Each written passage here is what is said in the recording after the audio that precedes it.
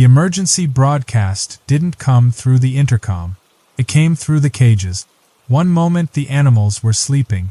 The next, every creature in the Orion Zoo began to stand, one by one, silent, still, eyes unblinking. That's when I knew. Something had changed. I've worked here for 15 years, longer than anyone else. When the city pulled funding, the other keepers were laid off. When the board of trustees resigned without warning, I stayed. When the visitors stopped coming altogether, I kept the gates locked and the lights on. Because I had to. Because of the rules. There weren't many. Just 7. Written on a single yellowing sheet of paper posted in the staff room. Never feed the animals after midnight. Always walk the perimeter clockwise. If a cage is empty, do not investigate. Don't respond to the names they whisper. Avoid the West Wing on cloudy night. Play classical music in the reptile house after sunset. When the moon turns red, release Exhibit E. For years, they'd seemed like a joke. A holdover from the old days, back when the zoo had a weird reputation and even weirder guests. But now the moon wasn't just red. It was eclipsed by something massive. Something new. The sky changed overnight. One moment, the stars were there, familiar constellations, the slow curve of the moon above the canopy. Then, a ripple, a shift, like a curtain pulled back to reveal something hiding in plain sight. A black sphere now hovered above Earth. Enormous, silent, impossibly close. The news called it a weather anomaly. NASA released a single tweet. There is no threat. But inside the zoo, the air thickened, and the animals began to dream. I don't mean sleep. I mean dream, their bodies twitching in rhythm, their breath syncopated, their eyes flicking behind closed lids like they were seeing the same thing at once. I watched a lion stand up, slowly, and face the sky. And then it whispered a name. Not a growl, not a roar. A name. My name. I returned to the staff room. The lights flickered as I passed Exhibit C. The glass was fogged from the inside, and something large moved behind it. Not the bear. That had died months ago. And yet, I heard breathing. I passed the jaguar enclosure. The floor was covered in feathers. But there were no birds. And then I saw the rules again. The paper was gone. In its place, scratched into the wall, were new words. Don't forget who you're really protecting. I didn't understand. Until I heard the broadcast. Not from a radio. From the sky. A low hum vibrated through the concrete, rattling the bones in my chest. And beneath that hum, voices. Dozens. Hundreds. In every language. In none at all. And they all said the same thing. Follow the rules, keeper. The cages are not for them. They're for you. The key to Exhibit E had been gone for years. No one knew what was inside anymore. The records were shredded, the cameras blacked out. Even the building's blueprints marked that section as condemned. The door was sealed with rusted iron bolts and a small brass sign that simply read, "Do not unlock." But the 7th rule burned in my mind. When the moon turns red, release Exhibit E. I stared up at the sky, that impossible celestial sphere now pressing into our atmosphere, its edges rippling like oil on water.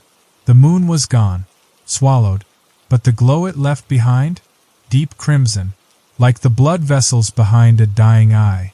I walked toward the West Wing, past the penguin habitat long since dried out, past the aviary, where the birds no longer flew, just perched like statues, all facing the same direction. Toward the door.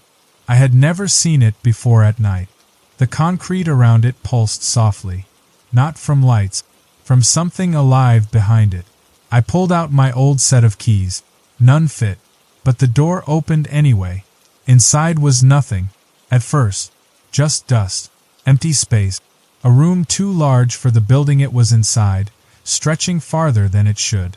The walls curved inward, almost cathedral-like, lined with glass panels. And behind each panel, me. Different versions of me. Sleeping. Watching. Weeping. Some wore my uniform. Some had different faces but my eyes. And all of them mouthed the same thing when I passed. You're the last one left. In the center of the room sat a pedestal. No glass, no cage, just a stone slab. And resting on it, a radio. Oh, military style. Its knobs worn smooth by time. I stepped forward. It turned on. No power. No wires. Just static. And then, a voice. Not mine. Not human. Keeper. We are inside the perimeter. Initiate final protocol. Release the dream. I didn't understand. Until the animals started screaming. The howls came in waves. The elephants. The wolves. The monkeys. The snakes. Even the fish. Every creature in the zoo erupted in panic. Not from fear, but awakening. Like something inside them had been dormant until now. I ran. Back through the corridor. Back to the control room. The lights were strobing. The cameras showed chaos. Not violence, ritual. The lions were pacing in circles, tails twitching in unison. The peacocks stood at attention, feathers spread wide like antennae. The giraffes pressed their heads against the fence, vibrating slightly. And the crocodile? Gone. The tank was filled with black water, and a message carved into the glass. Open the sky. I knew then that this wasn't about them. It never had been. The zoo wasn't a place for animals. It was a containment zone. And I wasn't a caretaker. I was a jailer. By the time I reached the tiger enclosure, the sky was pulsing. Not lightning, not clouds, just heartbeat. The black sphere above the earth had changed. Veins of crimson light now throbbed across its surface, illuminating the night with unnatural rhythm. It wasn't hovering anymore. It was breathing, and it was hungry. The tigers no longer prowled. They lay flat on the ground, mouths open, inhaling in sync with the pulse of the sky. Their rib cages expanded like bellows, dragging in air that shimmered with distortion. Not oxygen. Signal. The same frequency I heard in the Exhibit E chamber. The same one I'd started to hear in my sleep. I knew now what the animals really were. Not predators. Not prey. Antennas.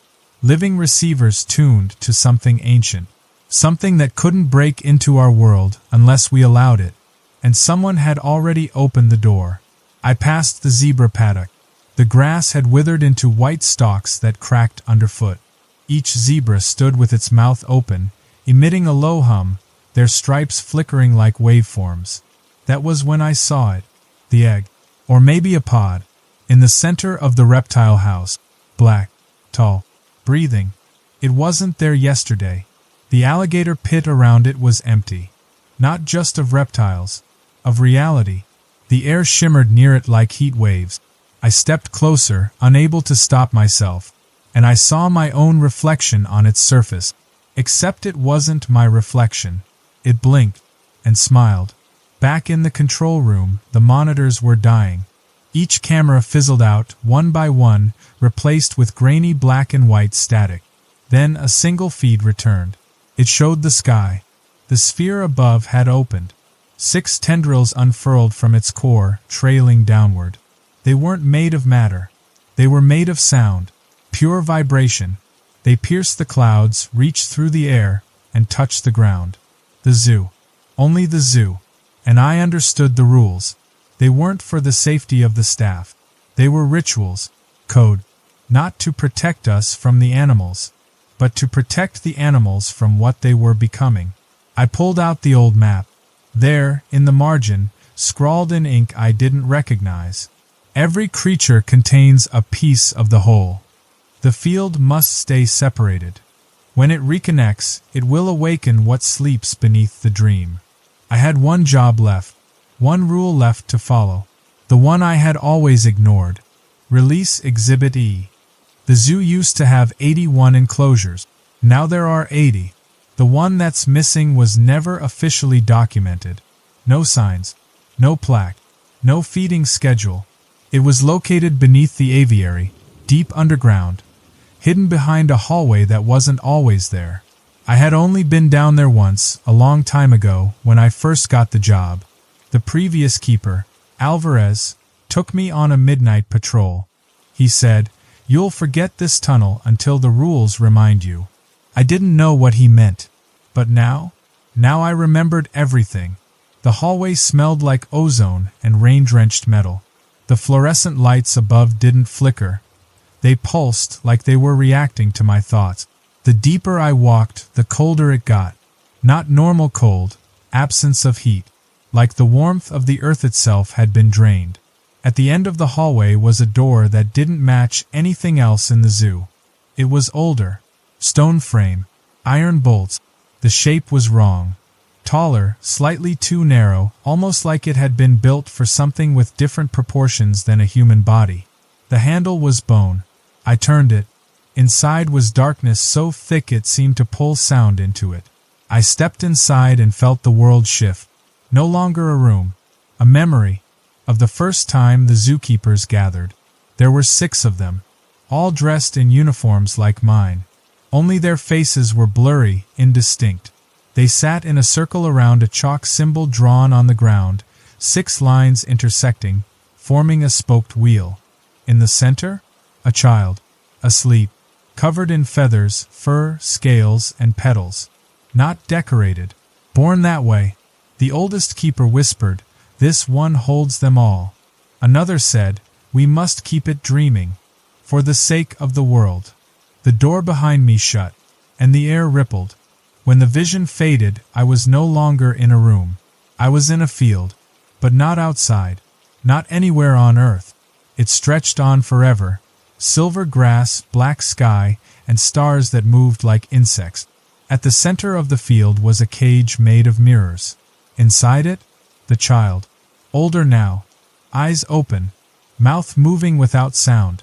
And every time it blinked, an animal vanished from the zoo. I watched as the mirror bars began to crack, one at a time, from inside. Not from pressure, from resonance. It was waking up. Then I heard the broadcast. Again. This time, through my own skull. Words burned behind my eyes like static. Keeper. The pattern is broken. Dream flow collapsing. Prepare the merging. Restore containment or embrace re-entry. I screamed. The field swallowed my voice. The mirrors collapsed inward, and I awoke, on the floor of the reptile house, covered in dust, mouth full of feathers, and the walls breathing softly, as if exhaling a dream I'd never wanted to enter. Back outside, the animals had changed. Not in form, in behavior. The orangutans built small totems from rocks and bones. The wolves circled their enclosure in spirals. The flamingos stood in new patterns, 6-pointed stars traced in mud. Every creature now worked toward a single shape. Every action pointed toward Exhibit E. The egg, the pod, the heart of the dream. And I knew, if I didn't act soon, something inside that exhibit would finish waking up. And once it did, there would be no more zoo. Only the field. Only the signal. Only the memory of a world we used to belong to. Morning never arrived. Not really. The sky stayed bruised and silent, a heavy lid pressing down. The sphere in the heavens throbbed, and the world outside the zoo's gates blurred at the edges, like a dream losing its grip. The animals were active through every hour, no longer obeying any schedule of light and dark. They moved with a purpose I didn't understand, building their patterns, humming their low, electric song. I locked myself in the old records room, desperate for answers. The filing cabinets were mostly empty, years of budget cuts, lost paperwork, and shredded secret. But behind a false panel in the back, I found a battered leather-bound book, its spine marked with deep claw scratches. The first page read only, Keeper's Log, Cycle, 77. Beneath that, a list of 6 names, all crossed out, except for the last, scribbled hastily. Alvarez. I began to read. Entry 1. We arrived at the site on the 7th day of the eclipse. The field had already manifested. We brought only what was necessary, iron, salt, and stories. The child was already waiting, dreaming. We drew the lines, laid the cages. The others handled the first resonance. I watched. I remembered. That's the Keeper's curse. Entry 9. The creatures are not local. Each one is a vessel, a chamber tuned to a different note. The field cannot enter if the pattern holds. The rules are everything. Never let the animals see themselves reflected. Never let the dream run backward. Never leave the keeper alone at midnight. Entry 22. One by one, my team was claimed. Not by the animals, but by their doubles. Faces in the glass, whispers in the aviary, hands reaching from beneath the feeding stations. Each replacement followed the pattern a little more perfectly than the last. I am the only one who remembers the original faces. Entry 31. If you are reading this, you are the last. The final resonance is approaching. When the moon is swallowed, the child will wake. Do not let the mirrors shatter. Do not break the pattern. Above all, do not trust the dream when it calls your name. The pages blurred with blood and ink. Toward the end, the handwriting grew erratic. Entry 45. I can hear them in the pipes. The child is singing. My own voice, but backwards. The field wants inside. The rules are changing on their own. If I fail, there will be no more keeper. Only the zeal. The real one, outside the gates. I set the log down, hands shaking. I understood now why Alvarez never spoke of his time as keeper. Why he vanished the day the board handed me the keys. The rules weren't a joke or superstition. They were the last line holding reality together, thin as spider silk. I had already broken most of them, and now the field was waking up inside the zoo. Inside me, a thunderous noise split the air. I rushed outside. The sphere above had descended, its tendrils now visible to the naked eye, probing the earth, the enclosures, the very walls of the staff room. Animals cried out as one. And from the west wing, a sound unlike any I'd heard before. Not animal, not human. A lullaby, sung by a child in a language that hurt to remember. It echoed off the glass and the bones and the iron cages, turning everything in the zoo toward the center. Toward Exhibit E. The log had one more line, scrawled in the margin, as if written in the final moments. If the song begins, there is still one thing left to do. Break the cage, or become its lock forever. At first, I thought the banging on the main gate was in my head. No one had come to the zoo in weeks. Not since the sky change. The roads leading here were blocked by black fog that flickered with static like broken TV channels. GPS didn't work. Radio signals twisted themselves into screaming echoes of the emergency broadcast. But the knock came again. Harder this time. 3 slow rap. A rhythm I remembered from a dream I hadn't had yet. I approached the main gate with the old rifle in hand. Not that it would help. Not that bullets mattered anymore. But carrying it made me feel human. The figure on the other side of the bars was tall. Wearing a dark green coat, hood pulled over the head, face hidden by the shadows. "Who are you?" I called. The figure didn't answer. They lifted a hand and showed me something. A key. Brass. Familiar. Identical to the one Alvarez once held before he vanished. The key to Exhibit E. I opened the gate. The visitors stepped inside. They didn't speak until we reached the center of the zoo. The animals didn't react to them. Not the lions, not the birds, not even the red deer that had been building a spiral of bones for the past 2 days. Everything was silent, till even the air. The figure stopped near the reptile house and lowered their hood. A woman, gray eyes, weathered skin, hair like dry leaves. She looked at me with recognition and said, "You're late." My mouth went dry. "Who are you?" She tilted her head. "I was the keeper before Alvarez. Cycle 75. I froze. "That's not possible. That would make you dead," she finished. "I was. Mostly." She pulled a folded piece of paper from her coat and handed it to me. It was a copy of the rules, but they were different. A 13th line had been added at the bottom. 13. When the last keeper dreams inside the cage, the pattern resets. I looked up. Her face was pale, hollowed. "I came to warn you," she said. "There is no winning this." The child. She nodded. "Not a prisoner. A seed." planted by the field, grown inside the rules, fed by the broadcast. Every keeper delays it, waters it, keeps it asleep. She stepped closer, and when it wakes, it dreams us back. I didn't understand. She touched her temple. It isn't coming from the sky. The sphere is a receiver. We're the broadcasters. Every keeper, every animal, every zoo visitor who ever stared into a cage and wondered what it would be like to trade places. Her voice broke. I've seen the dream. I remember the first keeper. He wasn't even from this world. I felt dizzy. All around us, the animals were rising. Not just standing, hovering just slightly. Their paws, hooves, claws an inch above the ground. Like gravity had been rewritten. The woman turned. It's too late to stop the signal, but you can still choose how to end it. She handed me the real key, and whispered, sleep inside the cage. Become the lock. I turned to ask her something, anything, but she was gone. Not walked away. Vanished. Like a channel flipped to another reality. Only her footprints remained, glowing faintly in the silver dust that now coated every surface. That night, I heard the field calling me by name. Not through dreams. Through the animals. Each one whispered my name in different voices as I passed their enclosures. Some used my mother's voice. Others spoke with the cadence of people I had long forgotten. One sounded like my childhood dog. I made my way back to the West Wing. To the hidden chamber. To the mirror cage.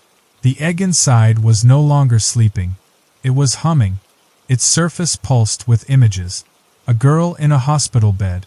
A man screaming in a burning field. A city blinking out of existence mid-traffic. Memories, futures, possibilities, and in its reflection, I saw myself, but not as I am, as I could be, as I was. The key burned cold in my hand. I stood at the edge of the cage. Not metal, not glass, just space. A border in the shape of a cage, humming with the memory of what cages used to mean. Control, safety, separation. But there were no bars here. Only reflection. Only recursion. I took one step forward, and the world around me unraveled. The zoo collapsed into silence. I was no longer in the West Wing. No longer anywhere physical. Just falling. Or floating. I opened my eyes, and I was in a house. My childhood home. Kitchen light buzzing. The smell of burnt toast. Rain tapping at the windows. But something was off. The angles too sharp, the colors too vivid. I walked toward the hallway and saw myself at the other end, a child version of me, staring into a mirror. He looked over his shoulder. I remember this dream, he said. This is where I first forgot who I was. Then the dream shifted. I was 17, backstage at a school theater, holding a mask. The mirror in the dressing room was cracked, and behind me, the animals stood in the wings, wearing coat, watching. They clapped as I dropped the mask. Then I was 32, in a hospital, beside a bed, tubes running from my chest, and on the monitor above, a zookeeper's badge, my name below it, my face. The heart monitor beeped in rhythm with the zoo's emergency broadcast. Then it flatlined. I screamed. The sound was sucked into the floor. The dream collapsed, folding like a paper box into itself. And I landed in the field. For real. This time I could feel the wind, taste the dirt. The stars above were eyes, each one blinking in sequence, forming constellations that moved like mouth shape. The child stood ahead of me. Older now. Not human. Not animal. Both. Eyes like oceans with no bottom. It opened its mouth. No sound came out. Only light. And I heard every dream I'd ever forgotten play all at once in my head. This is what the field wanted. Not my body. Not my death. My story. Because that's what a keeper is. Not a guard. Not a protector. A narrator. Someone to remember the dream while it's sleeping, and speak it aloud when it's ready to rise. I staggered. Tried to cover my ears. But the sound was inside me now. The field was recording me, broadcasting me back into itself. I saw the animals again. All of them. But they weren't animals anymore. They were gateways, biological receivers aligned in a perfect shape, spiraling out from the center of the zoo, their bodies forming a constellation the size of the complex. They had built a gate, a living antenna, and when it completed, something would come through.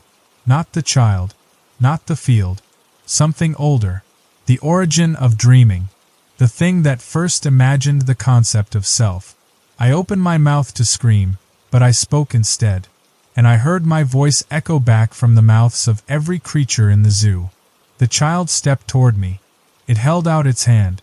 "Do you want to wake up?" it asked. And I realized I didn't know what that meant anymore.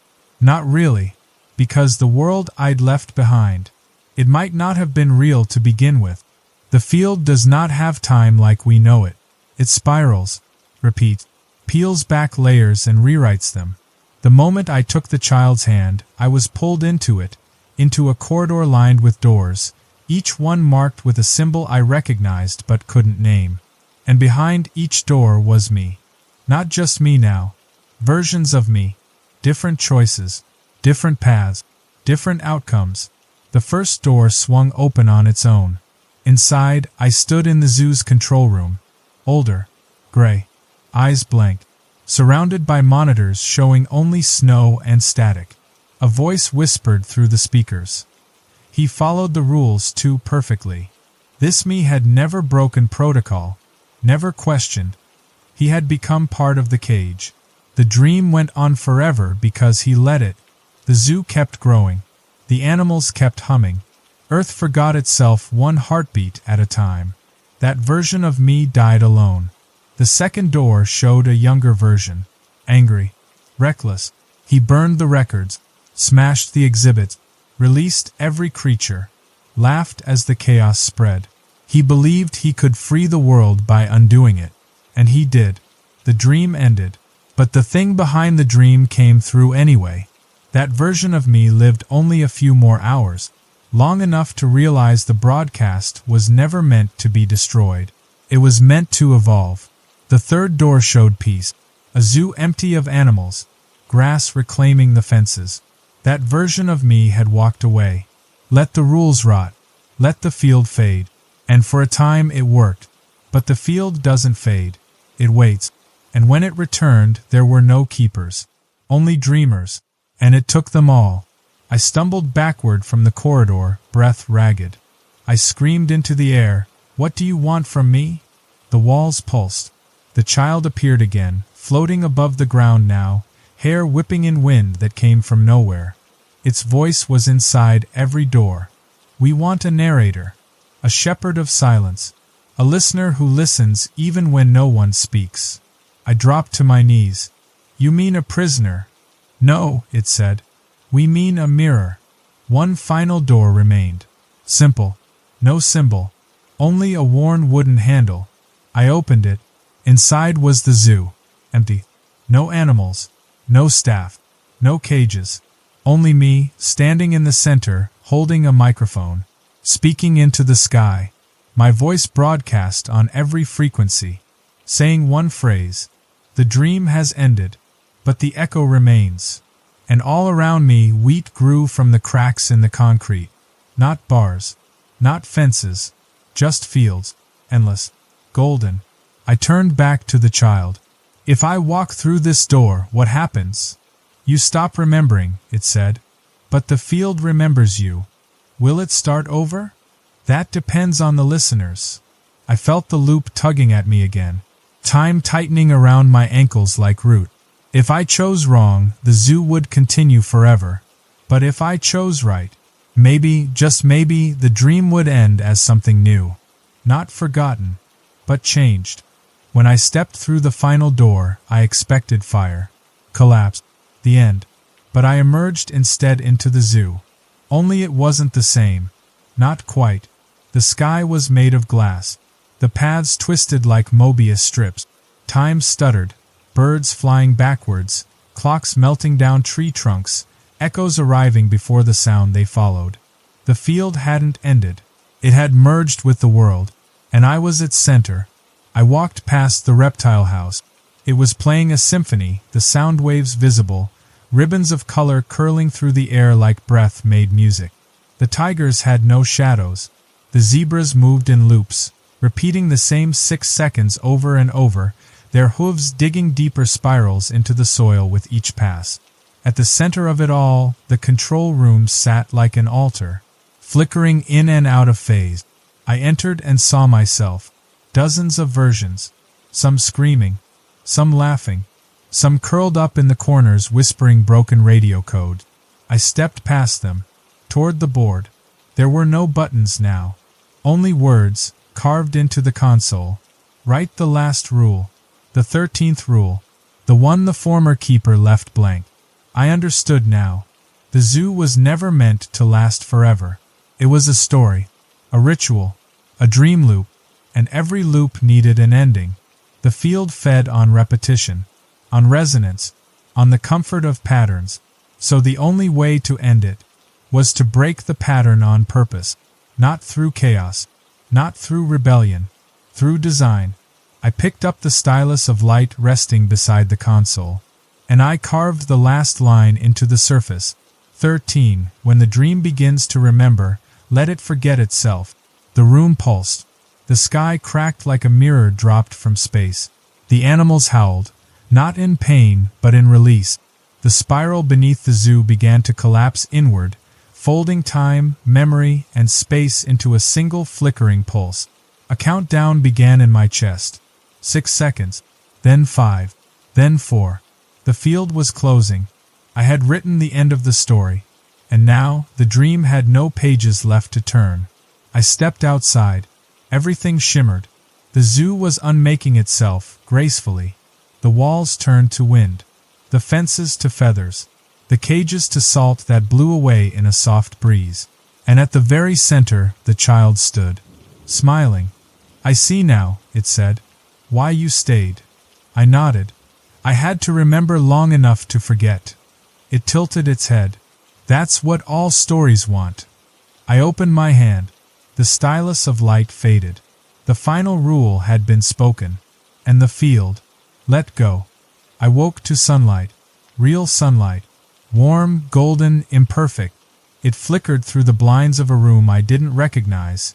Modest, quiet, filled with the scent of dust and something old. My head pounded, not like a headache, but like someone had stuffed a memory too large into a container too small. The first thing I noticed? There were no bars on the windows, no speakers on the walls, no broadcast, just quiet. I rose and looked around. No keeper uniform, just clothes I'd never owned. No ID, no radio, no map of the zoo, just a journal sitting on a nightstand. Its pages were blank, waiting. Outside, the world seemed normal. Children played across the street. Birdsong chirped in trees full of leaves. Cars drove by. Dogs barked. But I knew. I could feel it under the surface. The air had a slight delay, like it was thinking before responding. When I passed mirrors, my reflection lagged by a fraction of a second. And the birds? They all chirped in sets of 6, perfectly timed. At a nearby cafe, I ordered coffee. The woman behind the counter smiled too wide. Her name tag read, Avery. That was the name of the flamingo from the zoo. The one who used to stand alone, never joining the others. Who once carved circles in the mud that matched no known species migration pattern. I tried not to stare. She handed me a cup with a folded napkin beneath it. I didn't open it right away. Just sat, sipping slowly, watching the people around me. They moved normally, but none of them made mistakes. No stumbles, no sneezes, no interruptions in speech, like they were playing roles too perfectly. I unfolded the napkin, written in careful print. The field isn't gone.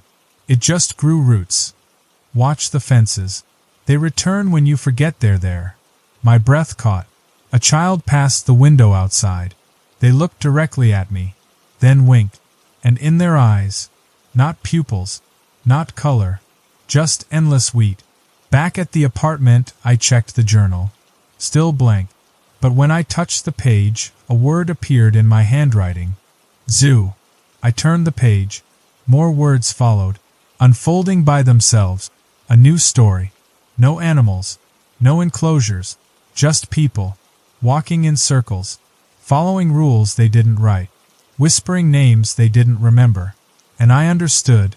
The zoo was gone, but its blueprint had remained, folded into the world like a watermark, invisible unless you tilt the paper just right. Now I see them, in the cracks, the spirals, the eyes of strangers on the subway who look at me half a second too long. I feel the dream pressing in at night again, not as a broadcast, not as a child, but as a familiarity I can't shake. And each morning, I wake to find one more line written in the journal. Don't stop remembering. The story isn't finished. I didn't ask to remember. But every day, I wake up knowing more than I did before. New facts, new rules, old memories that weren't mine, but feel like they were. I'll be washing dishes, and suddenly know how to walk the perimeter of an enclosure that doesn't exist. I'll hear a dog bark and get the urge to recite names I've never said aloud. And then there's the list. The list writes itself. It appears on scraps of paper, on fogged mirrors, in dreams I don't remember having. Always the same format. Always titled, Rules of Containment. At first, it was simple. 3 rules. Then 6. Then 13. Now I'm up to 42. The rules don't repeat, but they rhyme. Echoes of a greater pattern. And with each new one, I feel something around me tighten. A circle I can't see but know I'm trapped inside. This morning's edition. Rule number 42. If the television speaks without power, do not respond. It knows your name now. At first, I tried ignoring them. I ripped the pages up, burned them, flushed them. They came back anyway. Then I tried following them. It helped. Briefly. The flickering in the hallway stopped. My reflection in the bathroom mirror stopped lagging. I could almost go a day without hearing the humming in the floorboards. Almost. But the rules kept coming. And now I see others carrying them too. Not visibly, but in how they act. A man on the bus, tapping his foot to a pattern that doesn't match any music. A girl at the market who avoids the number 6 at all costs. A mail carrier who walks backward every time he leaves a letter at my building. They're following rules I haven't seen yet. Or maybe, I haven't remembered them yet. Last night, I had another dream. Not the field. Not the child. A classroom. Fluorescent lights buzzing above. Desks arranged in a spiral. A chalkboard covered in equations that pulsed like veins. At the front stood a man I couldn't see, his head wrapped in bandages. He tapped the board and said, "This is your role now. You're not the last keeper. You're the first witness." I woke up with blood in my ears and static crackling through the bedroom fan. My arms were covered in writing, rows and rows of tiny rules, too faint to read but they're nonetheless. I didn't write them, but my handwriting did. The city feels off. It's too quiet in the mornings, too synchronized. Lights flicker in exact intervals. Traffic flows without error. People move like they're following a silent script. And every time I step outside, I feel like I've arrived a beat too late, like I've missed a cue I didn't know I had. Yesterday, I saw a man digging a hole in his yard. Not unusual, except the hole was shaped like a spiral, and he was burying mirrors. When I asked him what he was doing, he looked up at me with eyes like still water and said, "We don't want to see what comes next." He smiled, and handed me a note. Rule number 43. Don't look behind glass after 3:33 a.m. It won't be your reflection. It's spreading. The rules. The awareness. The design. I see it now. The field didn't die. It bloomed. We were the soil. The zoo was a greenhouse. The rules were seeds. And now the world is the garden. Every building. Every screen. Every system of order. All of it part of a larger containment effort we didn't know we were building. Until it was already too late. The truth is, we're not keeping the field out. We're shaping it, feeding it, letting it learn how to become more like us. And the more we obey the rules, the more the field learns how to dream as us. This morning, I found a book on my kitchen table. It wasn't there last night. No title, no author, just a single phrase embossed into the cover. Cycle 1, Earth. Inside, the pages are blank, except the final one. It reads, "When the witness remembers the last rule, the cage will close." I don't know what that means, but I think I'm close, and I don't know if I'm supposed to stop it or finish it. I've stopped sleeping, not because I'm afraid of the dreams, though I am, but because the line between sleep and wakefulness has dissolved. I'll blink and find myself somewhere else, another street, another city, a reflection of my old world wrapped in the skin of something new. The journal still waits on the kitchen table. Every morning, another page fills itself. No ink, no sound, just new rules, as if the universe has started speaking in list. This morning, rule number 77. When you hear your name spoken in chorus, close your eyes. They're trying to see through you. I live in a cage of sentences now, of warnings, of rituals, and I've come to believe there is no reality, only layers of containment. Each rule is a wall. Each rule is a window. Each rule is a way of reminding the dream to stay within its lines. But the dream is waking up, and it's learning to read. The world has grown quiet. People still smile, still walk dogs, still mow lawns. But there's a rhythm to it, a unity that goes beyond coincidence. It's in the way children laugh in unison, the way all the streetlights turn red at the exact same moment, the way my neighbors water their plants in perfect loops, rotating like gears. It's not life, it's choreography, and I think I'm the only one offbeat.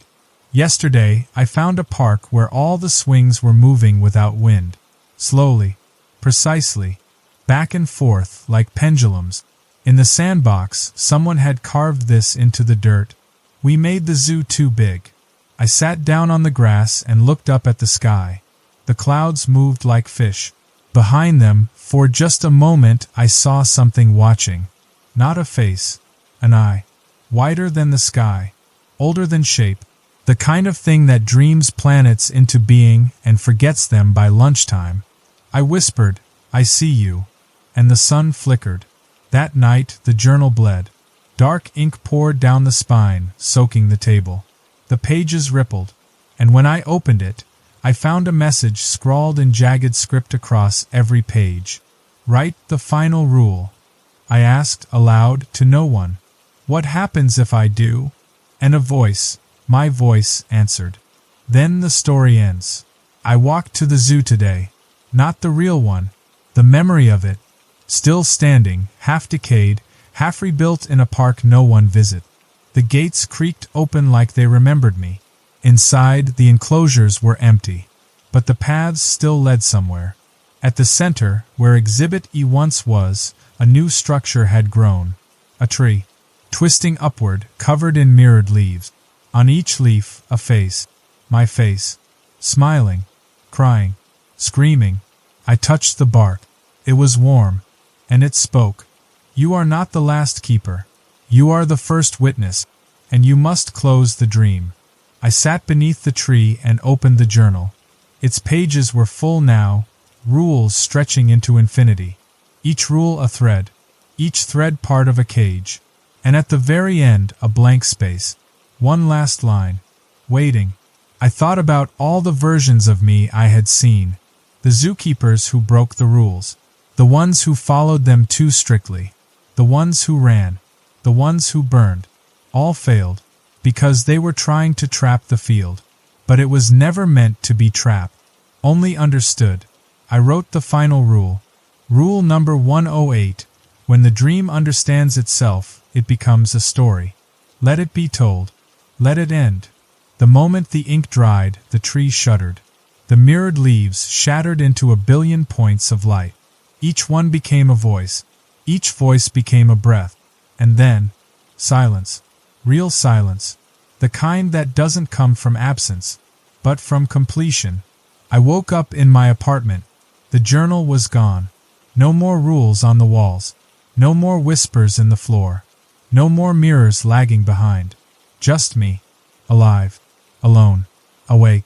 Outside, the world was new, imperfect, unsynchronized, beautiful. Children fell when they ran. Dogs barked off rhythm. Someone burned toast. The clouds didn't move together. It was chaos. It was free. And as I stepped into the street, I felt the weight lift. I was no longer a keeper, no longer a witness, just a man who remembered a dream that had a beginning, a middle, and now, an end.